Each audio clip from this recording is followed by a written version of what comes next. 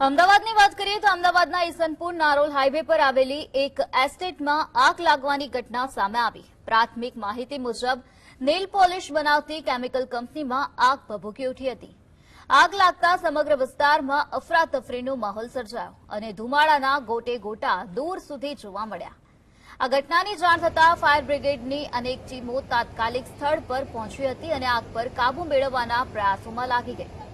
આગના કારણો હજુ સુધી સ્પષ્ટ થયા નથી। સદનસીબે કોઈ જાનહાનિના અહેવાલ નથી।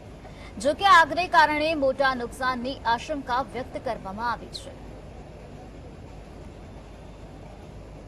કે Balaji estate Isanpur godown number 55 son and son cosmetic ગોડાઉનમાં આગ છે।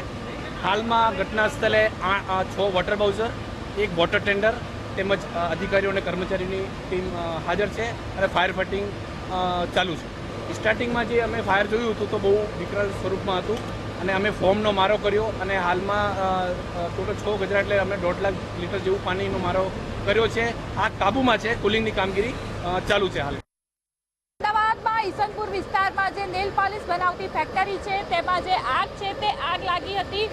જે ફેક્ટરીઓ છે તે પાસે આવેલી છે।